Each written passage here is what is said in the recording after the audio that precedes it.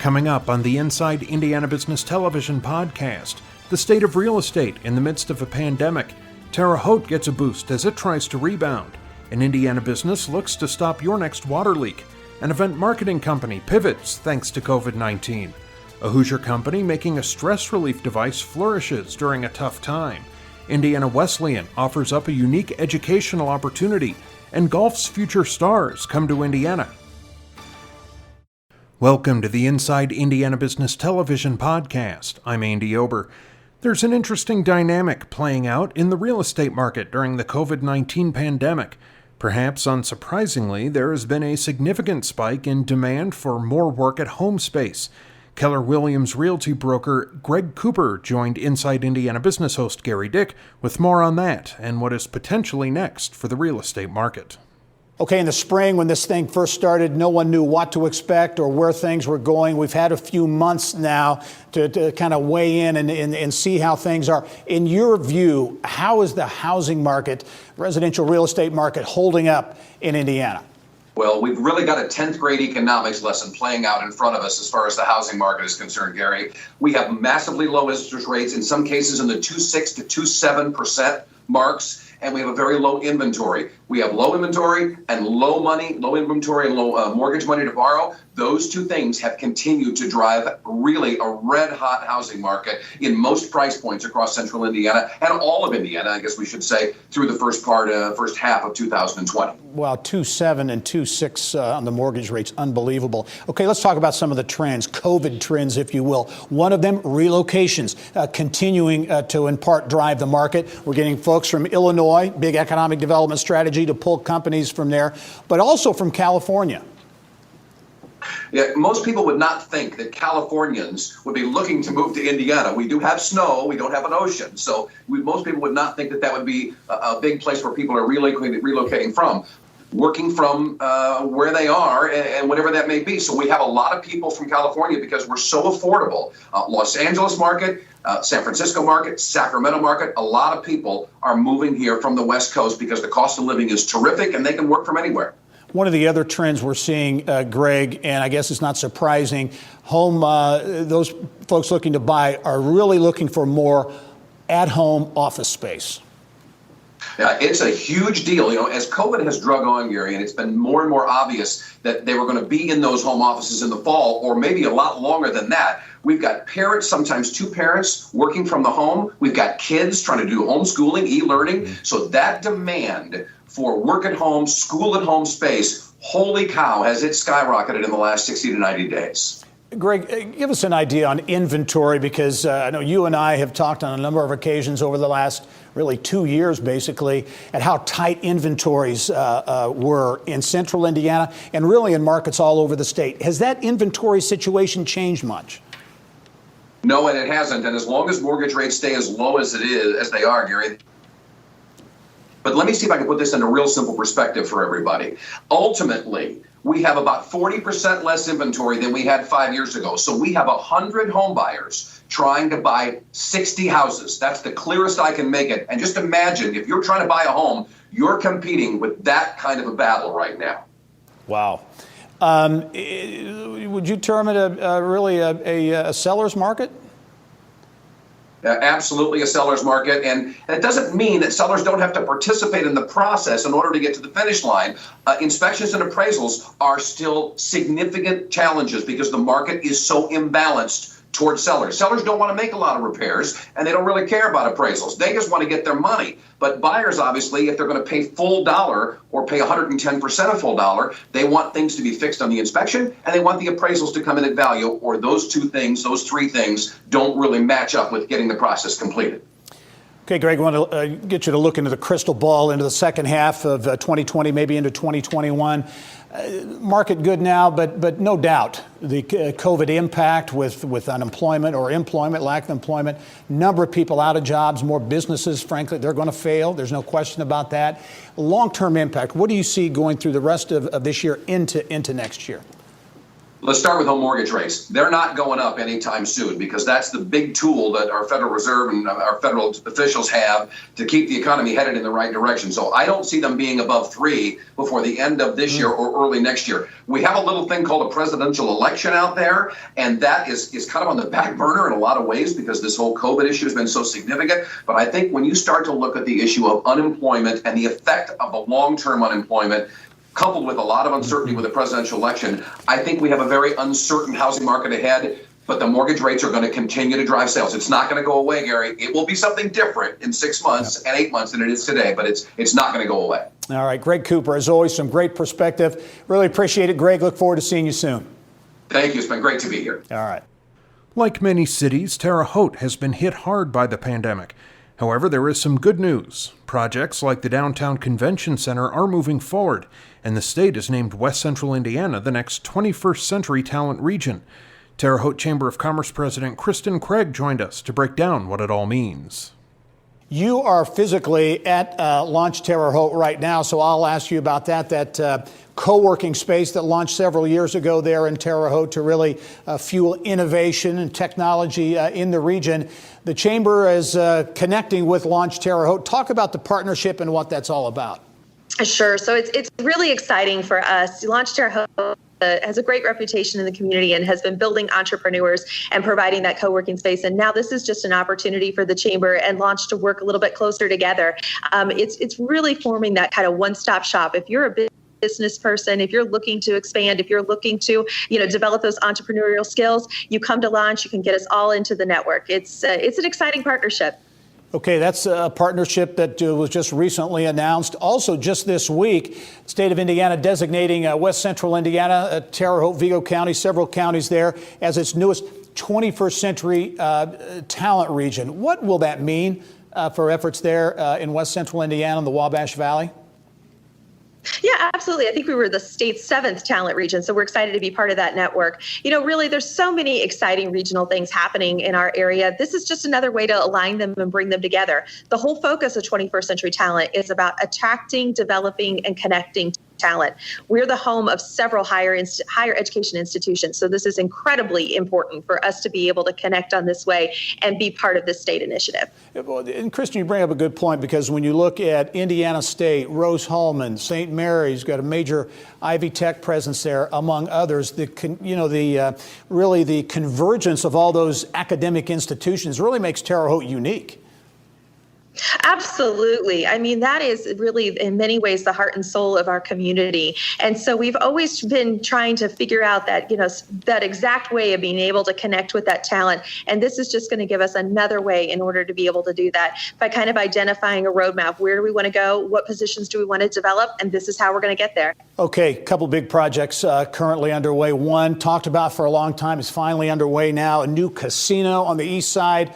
Terre Haute there in Vigo County. Where do things stand with the casino? And importantly, how do you see that impacting? Because I know there are efforts around the airport with an airport gateway and an east side corridor, anticipating some business activity there. So thrilled that the casino is, really starting to move forward now.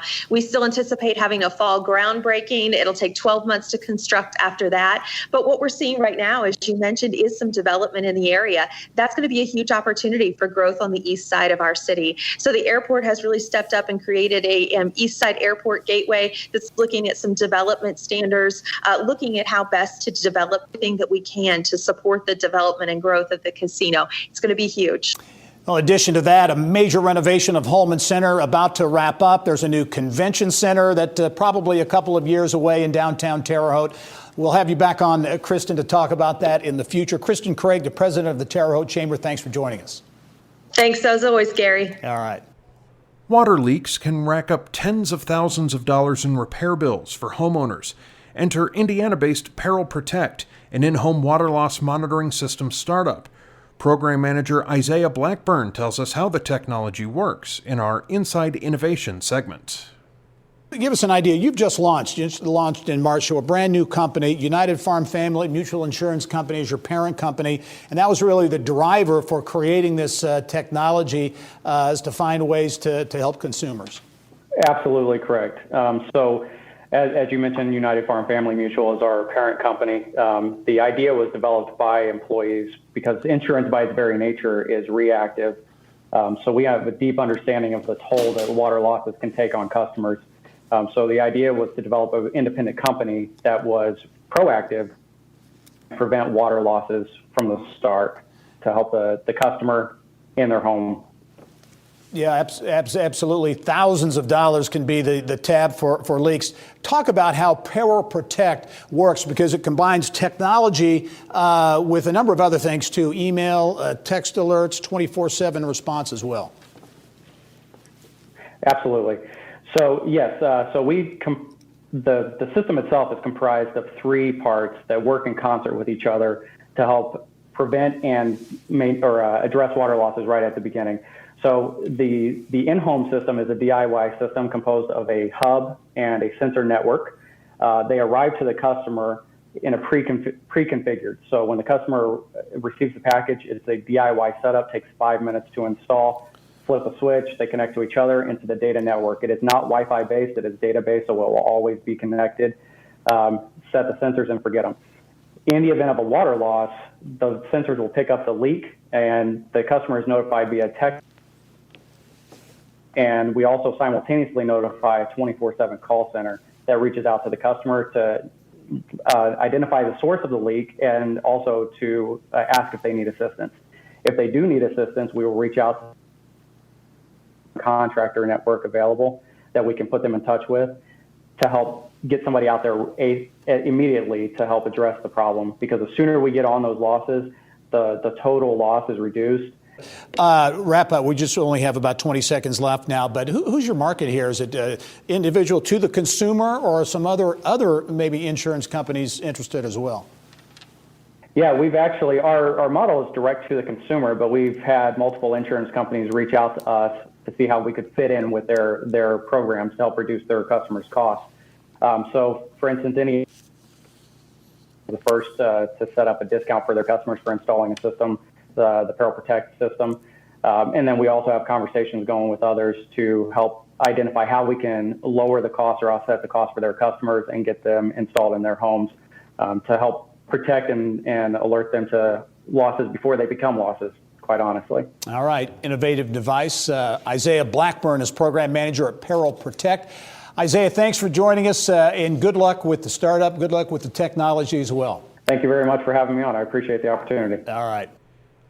Hamilton Exhibits has roots dating back more than 70 years. It began making floats for the 500 Festival Parade and has evolved into one of the nation's leading providers of event marketing solutions. Now, like many companies, it is changing directions because of the pandemic. CEO Dan Cantor joins us with more. Dan, I teed it up a little bit, but Hamilton Exhibits, the history dates back, post World War II, but you've really grown into a leading event and marketing company. Yes, formed in 1947 by one of the Hamilton brothers, Renzi Hamilton, and his father-in-law, Sterner Fawcett. It was grown nicely, as you mentioned, doing displays and floats through the 1970s when they were joined by Renzi's brother, Kenny. Our team purchased Hamilton from Kenny in 1990 and evolved it into an event marketing company on a global scale. We are very fortunate to be successful in that market. Yeah, Dan, COVID has impacted so many industries. Talk about the impact on the event business and how dramatic that's been. It's been incredibly dramatic on a global scale, but first quarter was extremely robust for everybody. We were going 200 miles an hour, and we basically hit a brick wall, substantial unemployment in our industry, and everything. Live events were canceled. Yeah, and you've furloughed some workers. You were at about 100. You furloughed a number of workers, but you've pivoted in part to keep as many people on as possible, doing some things, as an example, in the restaurant business. And I know in particular, the Legend Classic in Irvington is one place where you're doing some things to help them in the reopening process. Our people like to do custom installations like that, and the Robertsons were very gracious to allow us to do that in their facility, and so that was a lot of fun because our folks were allowed to design and install some acrylic barriers and such that I think complement the environment. Much of the acrylic work that we do is much more standardized than that for offices and food service environments, but we're focused largely on schools now and the needs that they have going forward in order to reopen safely. Yeah. Well, talk about that. Talk about the schools, because obviously systems all over, not only Indiana, but the country, struggling with opening and reopening and what's going to happen there. Talk about your efforts to help school systems in that process. Right. The CDC and the state health departments have both suggested strongly the inclusion of isolation spaces in school environments. So not feeling well or symptomatic can go to an isolated space that's safe out of the public view and to wait for their parent or guardian to pick them up. These are modular units, very cost effective. School maintenance folks can put them together, or we can if necessary. And they're in a number of configurations and are starting to be well received.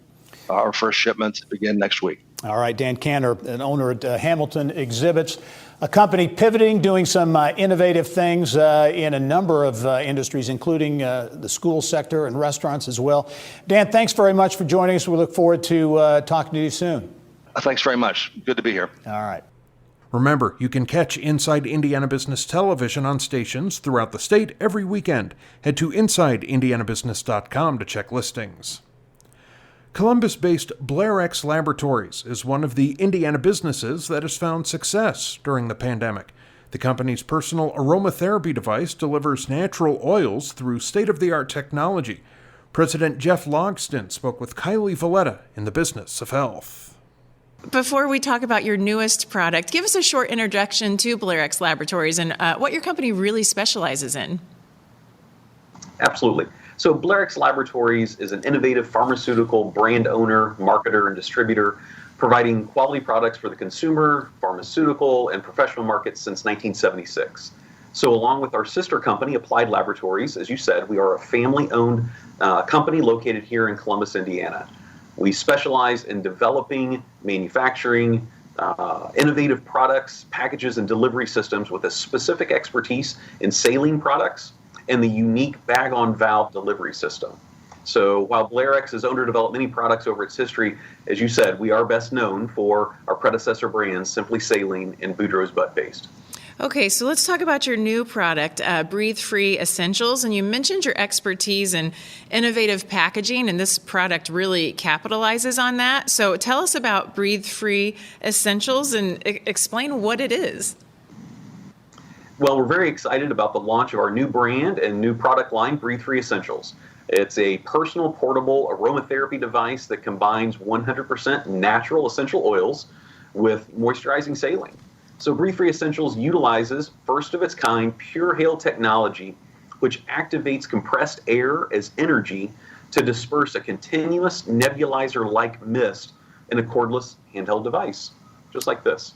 So instead of the messy and cumbersome traditional preparation of essential oils, the clunky, outdated diffusers, trying to find a spot to place those, a spot to plug in, and having the essential oil mist fill the entire space, Breathe Free Essentials allows you to create a personal retreat whenever or wherever you need for the on-the-go lifestyle. So let me show you how it works. So here I have our Clarity Blend, which utilizes rosemary, sandalwood, peppermint, and eucalyptus essential oils. You merely take the can, place the adapter and face mask. You turn the can or turn the actuator to activate the continuous flow of mist. Breathe in deeply through your nose, use it as long as needed, and when you're finished, turn the actuator to stop the flow. It's that easy. Yeah, and it really is fascinating, the kind of mist or fog that comes out. And one thing that really sets your product apart from its competitors, there are other portable aromatherapy devices on the market, you say is that it really does include the saline, which is has the health benefit. So explain how the saline helps set your product apart. Absolutely. So in addition to the PureHale technology delivery system, our unique use of saline as the delivery base for the essential oils makes Breathe Free Essentials unlike other aromatherapy products in the market. So the saline moisturizes nasal passages and sinuses while it delivers 100% natural essential oils. Many other products will only deliver the aroma, so you're not going to have the moisturizing benefits of saline. And you also have taken a unique marketing strategy with this new product using social media influencers. Explain what your strategy has been. Well, the world's become truly digital in the very recent past, and we wanted to make sure we were participating in that space. So when we decided to launch this product, we decided to do so initially in e-commerce only. We did so we could more personally deliver the brand, our message, the benefits to those using it. So in that digital space, we feel like social media influencers play an important role in delivering that message and truly showing the must-see-it-to-believe experience of using Breathe Free Essentials. It was our desire for the people that are eventually going to use a product to see and hear about it from those that they know and those that they trust so that they can see those benefits, the ease of use, and the innovation of the product. And we also saw that approximately 90% of social media users do so on a mobile device.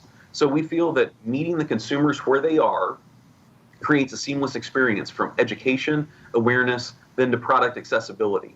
So you're definitely going to see our presence increase on social media, especially on Instagram, here in the coming months. Okay, in just a few seconds left, Jeff, but this bag-on-valve technology and Breathe Free, do you think this is going to open the door to some other products at BlairX Laboratories? Absolutely. So the packaging system, the PureHale technology gives us the flexibility to address the preventative healthcare and self-help and self-care health markets.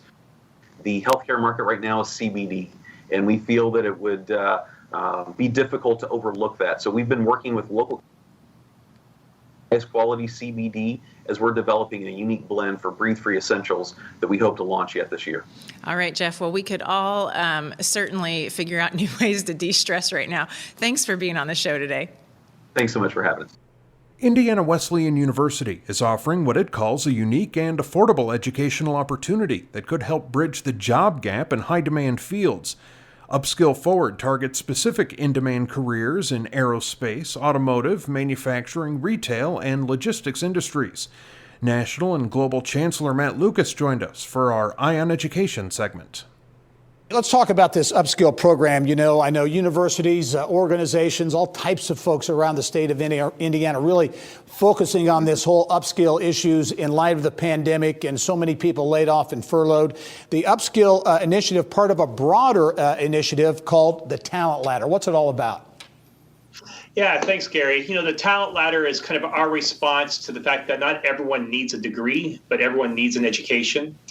So we wanted to support Hoosiers and give them the best opportunity to further their careers. So we developed the Talent Ladder as an alternative pathway for those seeking an education. So the Talent Ladder does four things. It bridges the gap between training and education, training solutions to employees and organizations. 3, it solves the pervasive talent attraction and retention.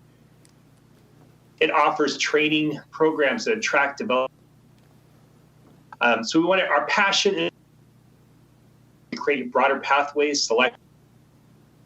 Learn more about that at the Talent Ladder tagline that we think just resonates with the degrees get promotions. And that's kind of the whole ethos around what we're trying to do. Matt, as you look at the need for this, we're going to talk about the cost in a moment because that's a big attractor, but the need for this, certainly even before the pandemic, there's a big need, a talent need in the state of Indiana, especially in some of these in-demand industries. But now with the pandemic, what's the need for this kind of program? Yeah, as I said, a lot of people don't need a degree. Skills so they can get into the workforce, and sometimes an entire degree is overwhelming. So we kind of built a program that's stackable, that gives you what you need in time so you can get the job. And then if you would decide to come back for further education because that's helpful for you, you can do that. So we've seen that in response to a lot of the businesses in the areas that they're struggling with being able to attract and retain qualified people. So this is a program we've been developing in partnership with businesses to kind of come alongside them and help them with that talent attraction and talent retention strategy.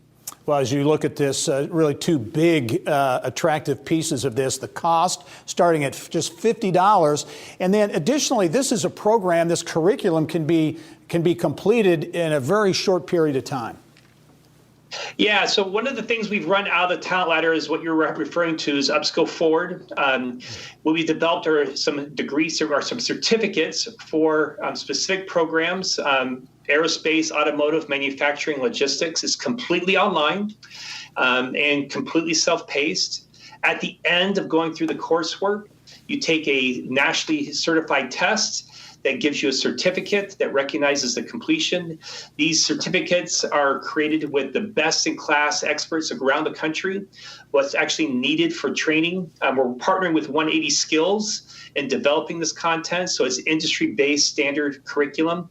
And we think it just really is relevant for the marketplace. And what we love about this the most is that besides the price point of $50, is that we're actually recognizing up to 6 college credits. And we're about to launch 2 new associate degrees, one in manufacturing and the other in logistics. So these courses would actually fit into those programs. So you're getting a $1,700 value for $50. Yeah, and Matt, very quickly, we're running out of time, but this is open to really anyone around the state of Indiana, right? Yep. We're working with the Workforce Development Board and the governor's office and trying to get this out to as many people as possible. Matt Lucas is Indiana Wesleyan University Chancellor for National and Global at the university. Certainly the university getting engaged and connected in the whole workforce issue. Matt, thanks as always, and we hope to see you very soon. Hey, thanks, Gary. Appreciate it. All right. And finally, golf's future stars will soon tee off at Crooked Stick Golf Club in Carmel for the 2020 Western Amateur. Past winners include Tiger Woods, Phil Mickelson, and Jack Nicklaus. Event co-chair Nick Dietz previewed the event on Inside Indiana Sports. Thanks for having me, Gary. It's nice to be back. I think it's been a couple years since we were here for the BMW Championship back in 2016. Absolutely. The BMW, just one of many high-profile events, the PGA and many others, hosted by Crooked Stick, one of the great golf courses in our country. And this event, really, the Western Open, adds to that tradition, adds to that heritage that has been building for so many years at Crooked Stick. It does. You know, this is kind of the amateur version of the BMW. The BMW brings the greatest professional golfers in the world to Central Indiana, and the Western Amateur will bring the greatest amateur golfers in the world to Central Indiana. We're going to have 6 of the top 10 amateur players in the world. We're going to have a great field of 156 players with most of the best college players in the world. And I think almost everybody can get in the country. There'll be a few international stars that won't be here due to the COVID restrictions, but we're really excited to have these great players at Central Indiana. Yeah, well, we talk about the Western Amateur. As I said, it is steeped in tradition. Founded in 1899. Give us a little more flavor about this event and how important it is and how special it is in the world of golf. Well, Gary, as you said, this will be the 118th Western Amateur. It is known as the second biggest amateur tournament in the country. It has developed some of the greatest champions, as you said, Jack Nicklaus, Tiger Woods, Phil Mickelson. It's a grueling format where the players will start off at 156 players for 18 holes on Tuesday and Wednesday of next week. They will cut the field from 156 players to 44 players who will play 36 holes on Thursday. It will then be cut to low 16 for match play, and they'll play 2 matches each on Friday and Saturday.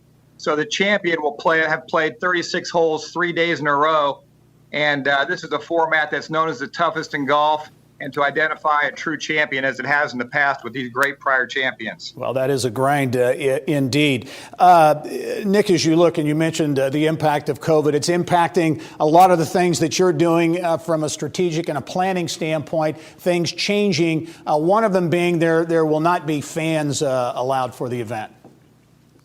It is, Gary. As you said, the world's trying to move forward, but I think we're understanding more all the time that we need to do everything we can to make it safe. And the Western Golf Association and Crooked Stick have come up with plans that are changing all the time to make it safe. But unfortunately, we're not going to have general spectators for this event. Just like the tour does it now, it has no spectators. This tournament will have no general spectators. It will have the players, one member from their family are allowed to play, and that will be the limit that we're allowed to have next week. Nick, in terms of the economic impact, I don't think this event necessarily was going to be a big economic generator, but one thing it does, it adds to Indiana, in particular, Central Indiana's prestige, its reputation as being an amateur sports and a sports capital in general. This is a real coup for Crooked Stick and Central Indiana to host this event. It is. As you said, Indiana, especially Central Indiana, are known as the amateur sports capital of the world, and Crooked Stick has tried to do its part. We've hosted several amateur national championships in the past. This is a big national championship to host, and we just try to do our part to further the Pete and Alice Dye legacy that, they're founders. They've given so much to Crooked Stick, and we do everything we can to honor their memory and continue their tradition of giving back to the game of golf in Central Indiana. I should mention Crooked Stick's contribution as well. The Western Golf Association runs the Evans Scholars program, which is really a great program supporting so many young people in college over the years. I know Peyton Manning, I was fortunate to be in an event he was at there at Crooked Stick a few weeks ago. Crooked Stick will be contributing right to the Evans Scholars program. It is. As you said, Gary, the Evans Scholar program gives full scholarships for tuition and housing to caddies who are so important to the game. And the Evans Scholars has given full scholarships to over 11,000 kids to go to college. They currently have 1,000 caddy young men and women in college that they're paying their full tuition and housing for. And, I believe in this charity, and I think all of Crooked Stick does. We support it all we can. I think the two prior BMW championships, we gave over $3 million to help put caddies through college. He still loves Indiana, loves Crooked Stick, and he came back as a supporter of this great charity and put on an event a couple of weeks ago.